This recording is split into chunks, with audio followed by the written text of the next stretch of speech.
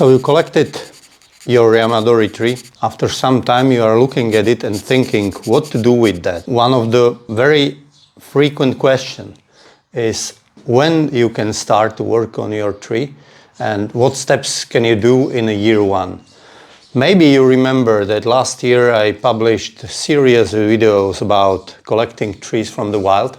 In third video I collected this hornbeam and showed you how I'm doing that, how I'm collecting the tree, and I brought it home, put it into the plastic pot. On example of this tree, today I'm going to tell you what I did already this year, how the tree was doing. I will do some steps maybe today which I think are okay to do in this time of year. The tree was collected in spring, most probably March or beginning of April 2024. It spent 12 months in plastic pot, as you can see on the video right now. And I had a feeling that this pot is way too deep, that the roots will not grow so well in deeper pot than it would grow in the wooden box. The thing is, initially when I collected this tree, I immediately wanted to plant it into wooden box, but it wasn't ready. And at that time when I brought it home, I was so tired, as usually you are when you are collecting the tree of this size, and you are exhausted, and then you are coming home and you want to do something with it. It's really too late to start to assemble the box. Maybe it's a good idea to have some prepared already. It was my initial plan that I will transfer it from this plastic pot into the wooden box. I did that in March 2025, about 1.5 to 2 months ago. It's doing quite well. As you can see, I removed some of those branches, and this is the possibility to talk about what you can do to the tree and how you know that the tree is healthy. I let the tree grow unrestricted for whole season 24, and as you can see, it grew really thick branches, so it's about more than 1 centimeter in thickness. It's gained quite a lot of strength. This is one of the signals when you could be sure that tree is doing quite well, that some roots are already there, that the tree established itself and it's surviving. At the beginning of 2024, the shoots were already about 1.5 meter high, as you can see on the footage. It was clear to me that it's time to shorten them, start to work on transition to another branches. And also these new branches which grew from certain places on a tree created the future lines where the future chops on the main trunks will be performed. When I collected the tree and I potted it into the pot last year, I didn't know what will be the final height of the sub-trunks. I was waiting for new shoots to emerge, and when they emerged, they decided what will be my final height, and now I have to accept it. It's like with this old saying with lemons, yeah? When the life is giving you lemons, make a lemonade. So I was waiting for my lemons to appear, and then now you can see, for example, on this trunk, I will turn the second camera a little bit. Now you can see on this trunk that here is one branch and here is another one. So it's creating the slanted line between those two branches. In my opinion, this is the best place where to lead the current chop, which is optimally done between those kind of two branches. Of course, you can just choose one random branch and make some slanted chop on a trunk, but in my opinion, it's still better to have two branches and the leaded chop between those two branches, and those two branches are producing enough energy which will drive close to the chop and will help to heal the wound. Of course, to be sure, it's this kind of chop which I'm going to do on this trunk, it's most probably never going to heal. I will try to do my best. I will apply cut paste on the wound. I will try to hide it between two subtrunks, but still the chances it will heal in the next decade are minuscule.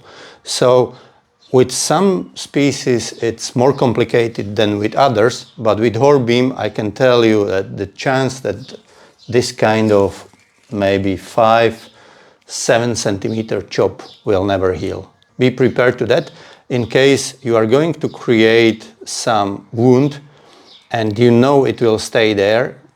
The best way, what you can do is that if in case you decide it already on your future front, in my case this be something like this, or maybe something like this, and delete the chop in a way that it's directed away from the viewer, so it will be not visible from your viewing side. Sometimes it's possible, sometimes it's not, because as I said, that optimal situation is that you lead the chop between the branches which you have there, and sometimes the position of branches will force you to show the chop to the viewer, which is not optimal, but sometimes you have to do with that. Again, it's lemons. In case I'm going to decide that this is something like this is my future front, on this trunk I can lead the chop between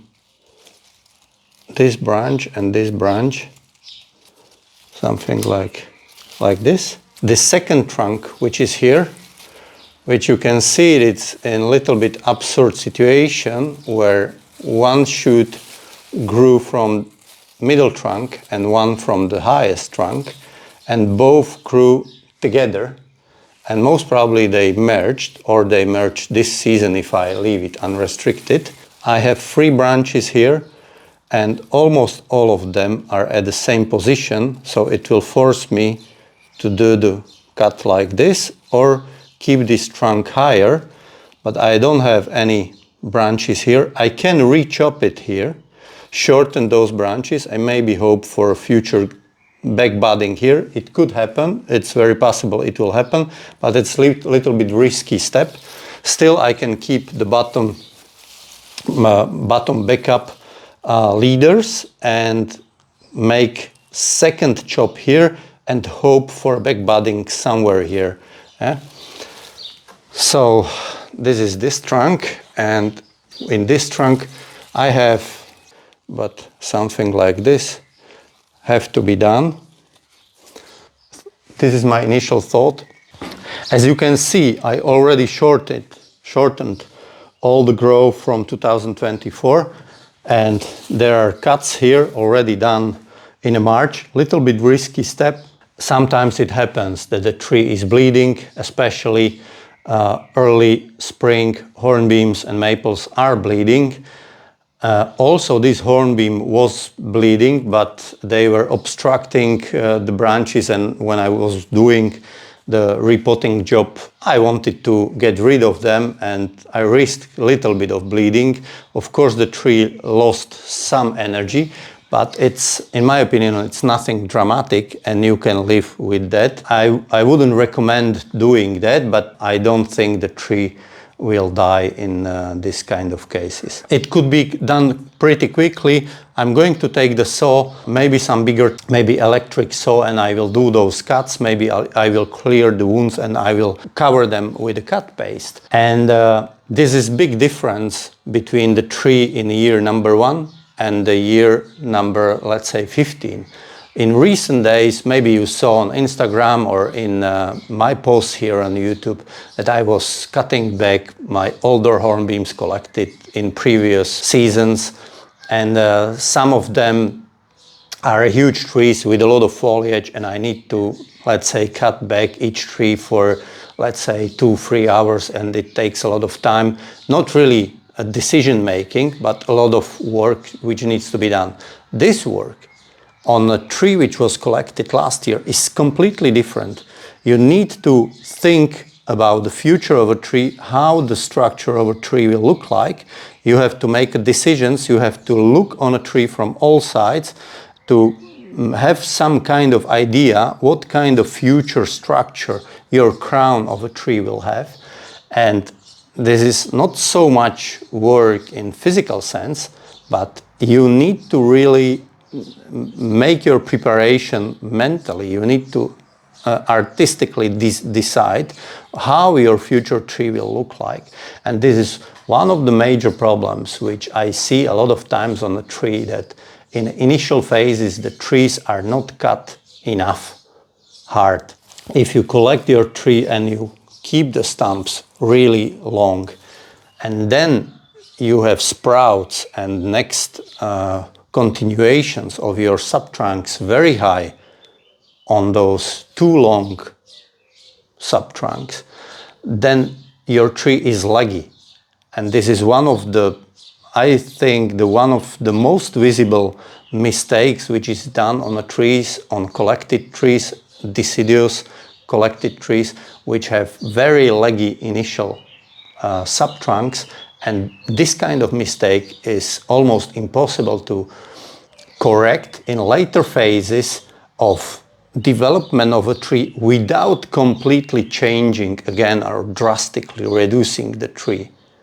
So do this phase in year 1, in year 2 correctly, be more drastic in your reduction, go for much shorter subtrunks than you think, and create these initial movements in the trunks much closer to core of a tree, and don't let the leggy parts destroy your design. So let's start and let's do some actual work. I'm going to keep those small branchlets and I will wire them up. Most probably from this part also I keep only one. So far I leave both, but I wire them up. When I was in a video where I was collecting this tree, I already told you that I'm aiming for really unusual type of design for this tree, because this kind of material which is pushing me artistically somewhere, I don't have so many possibilities with this tree. Of course, in case I would try to go for something more traditional, I can go for, let's say, traditional tapering the trunk, maybe only single one, which I don't like. I was explaining it 2-3 videos back, maybe you saw the video. Here is the link. In case I'm going for traditional design, I should have wired those branches which emerged in 2024, very early, maybe in April, maybe in May. It could have been too late already. So like this one, this is very fresh, so I can still wire it. In case I would like to go for traditional design, I would wire it into position something like this, you know, in waving, to occupy the space here and make a classical pyramidal shape with negative spaces between them. I wouldn't do it with my tree, but in case it's your preference, then think about it, that when your branchlets appear on your trunk, you better wire them very early in season 1 and give them this initial 5 to 10 centimeters, give them the shape with the wire, then let them grow, and in a season, let's say in a spring number 2 in your garden, then you cut back and grow another branches from that. The thing is, in case I would like to change the direction how this subtrunk is growing or this branch is growing, I have no chance to doing that after 12 months. This kind of wood is impossible to bend. It's not the pine, it's not the spruce. You can bend the spruce, you can bend the pine, you can bend some kind of juniper, but not hornbeam after 12 months. So think about it, how quickly your tree is lignifying, how quickly your branches are setting up. You have to adjust your wiring timing to your type of tree you have. But I'm going to create the tree where all the branches and all the subtrunks will grow up. something like ginkgo, maybe it will look good, maybe not, I don't know, but I think this is what the nature gave me, and this is what I'm going to do with that. So no horizontal branches, and everything will go like a flame up. Let's see. When I will see how the tree is doing and how it's looking. This is also interesting question. I remember when I started with my Yamadori trees in 2009, 2010, and when I was working on them in the year one, I had some kind of idea how they will look like, but I wasn't absolutely sure that it will be like this or like this. Yeah?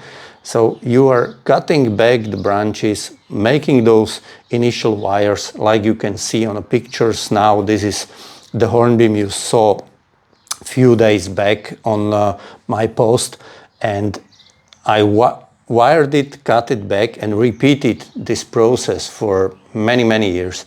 And I wasn't really sure how the tree at the end will look like. But I remember somewhere around maybe year 5, you can see the pictures from year 5, year 6, year 7 now, and you can judge for yourself. I remember that I saw that in that moment that it's going somewhere. Original material was okay, that what I was doing was more or less okay, and the tree started to look like a tree, like something I wanted to achieve.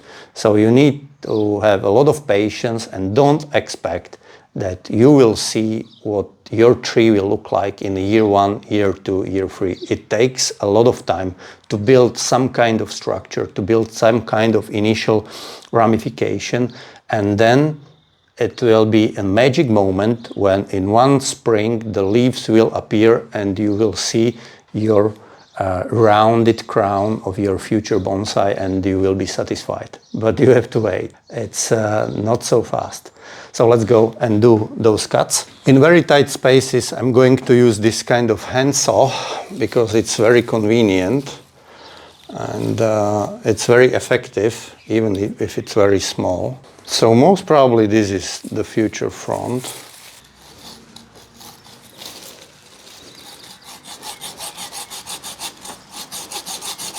We are going electric.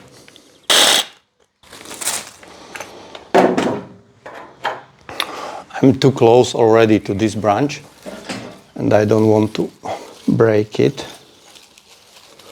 So I finish it with a small saw. Be really careful at the end of the cut. This is usually the time when I hit something I didn't want to hit, because I'm pushing so much on a saw. So one cut is done. Unfortunately, I did it in the wrong slanting, but also it could be done with carving. I don't want to go too close to those points. I think this section is way too long, so I'm going to cut this back a little bit closer to that point. Sometimes if you have very long shoots and you are afraid if they will backbud or not, sometimes it's good that if you chop them and then you see what kind of buds waked up, and then you can in second attempt to chop where you want it. Then it's much safer. Also here, but I think it's okay. Those two branches which will create sub-trunks going up are close together, and this piece is not so long, this is not so long, this is like 5 centimeters thick already in one season. It's okay. We make it a little bit more shorter. The biggest question is the big trunk, how tall it will be and how to approach it. This is the biggest question. In case I go for this cut, those two trunks will be almost the same height. Of course, this one and this one sub-trunk in the next decade will be much thicker and all the proportions will change, but it's not really wise to make those cuts so close to each other. What I will have to do, that I will have to reduce this trunk somewhere here and hope for buds to emerge here. There was some branch here, and usually this is the spot where some buds can wake up and new branches can appear. So I'm going to risk it. Of course, there is another possibility, and that those two trunks which grow together here created here this kind of strange window in the tree. Yeah? And it could be interesting and awkward part of a future design. And I said it several times, you can go for awkward, but sometimes awkward is not nice, and I'm not sure if this awkward will be nice or not. What I know that I can cut the top of the trunk somewhere here, and I'm going to do that. Most probably this will be the back. So I go for more slanting cut towards the second camera now. Anyway, I will recut it and carve it with the Dremel later. This went well, but I finish it with tiny hand saw. Second job is done, more or less as I want it. I need to carve this part here to be closer to this branch, but still it's okay. I'm still not sure about the middle trunk. I'm still not sure about middle trunk.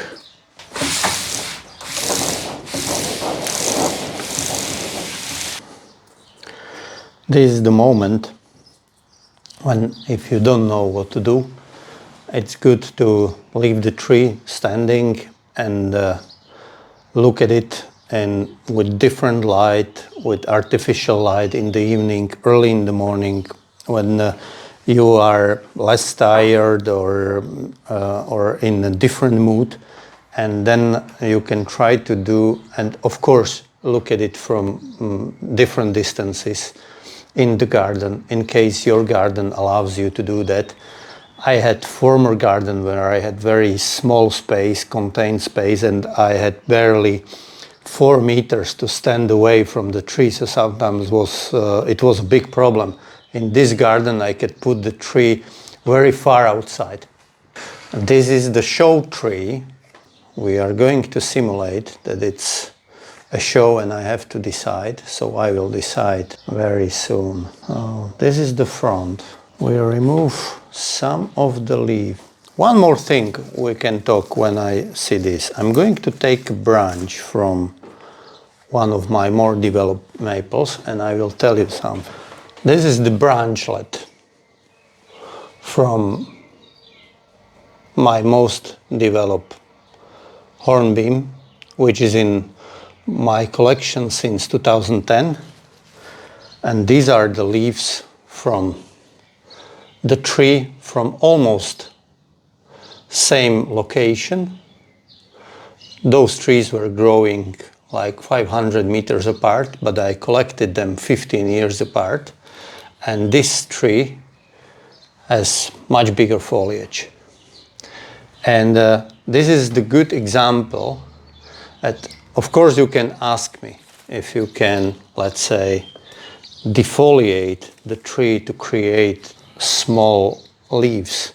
This is not how the creation of small foliage is happening on a tree. What you need to do is that you continuously build ramification, and with much denser ramification, the tree will create much smaller leaves. So this tree wasn't defoliated. It wasn't even cut back yet. It will be cut back maybe today or tomorrow. But the leaves are much, much smaller, but it has 10 times more leaves than this tree, but it has 20 times more branches. and the internodes are much smaller. So the small leaves are a result of very dense ramification and with continuous work with branches. And if you have a lot of branches on the same size of a tree, they are very close to each other, the tree will naturally create much smaller foliage than this. I made my decision. I think if those trunks are very similar in height, it will be very awkward, and this middle trunk have no branches on outside of the perimeter. It will be really awkward to work with that. I either had the chance to carve it in some kind of slanted direction like this, away from my viewing point like this, so you see only line and you will not see the cut, or something similar, but I don't think it will look okay.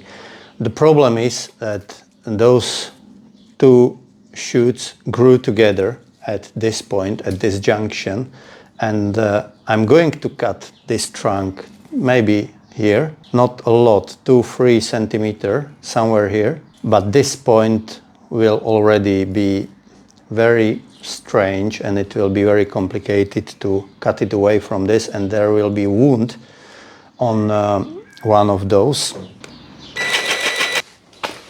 Again, I finish it with the small saw. I didn't want to hit the big trunk with the saw here. It's really powerful machine, so as I told you, it's grew together and it don't want to go away. So I try to chisel it.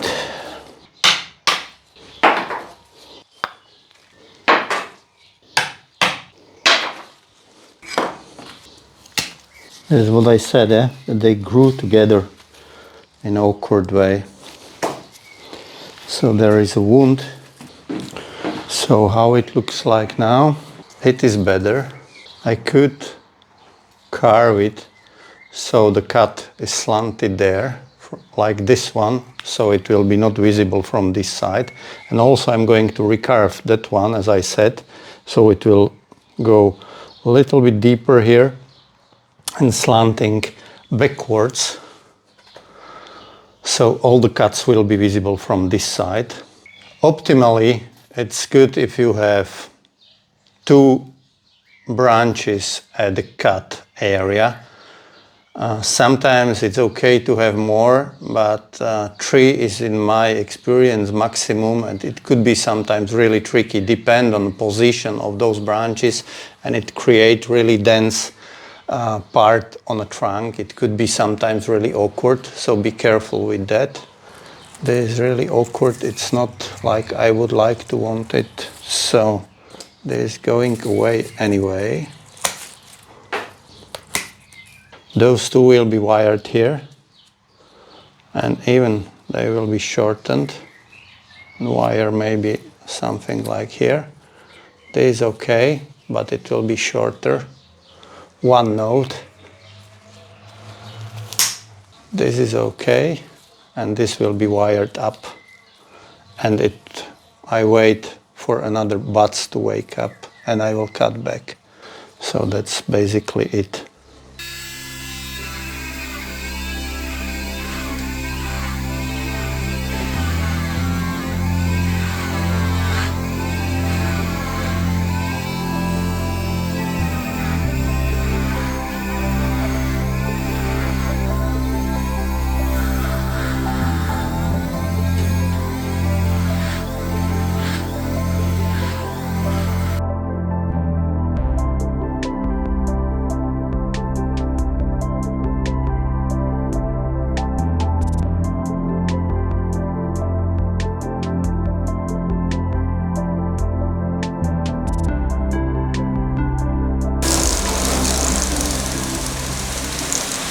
That's all for today. I just finished sealing the wounds. So those 2 wounds are more or less in the angle, which, of course, this one should be even a little more to this side, but I need to wait how will this wound develop and how it will dry out each wound is behaving individually, and you need to be prepared that some parts of a trunk may die more, dry out more than others. This is unpredictable sometimes. This one is more or less okay. I'm happy with that one. Those two future sub-trunks are going in a good direction. There are used little bit of wire which is directing them more up and not to the side, which I want. And those two are just pulled with a piece of wire to be more to the trunk. So they are in more in line with others. So they will all go up and split into two branches like here. This is my intention. The question is how the tree will look like in, let's say, 5-10 years time. I don't know. I think it will look okay, but this is lottery, and you work with the tree and you don't know what will be the exact result. But so far so good. I'm happy with the result. Little bit of carving, little bit of wire. Now the tree will go into the semi-shade. It will wait there until all the branches will re-establish itself. Those which were cut back hard, like this one, with only one leaves, some of those buds will wake up, maybe all of them, and then it will be shortened even more. The same with those, same with this one. Also this will be shorter. Change the direction similarly to all other. So the shape of those branches will more or less match and will split further in very similar fashion. So this is most probably the future front, something like this. Where is this bamboo stick? Pretty impressive, white nebari. For experimental tree, for learning and maybe teaching you something, it's okay. We will see how it will go. Thank you very much for watching and see you next time.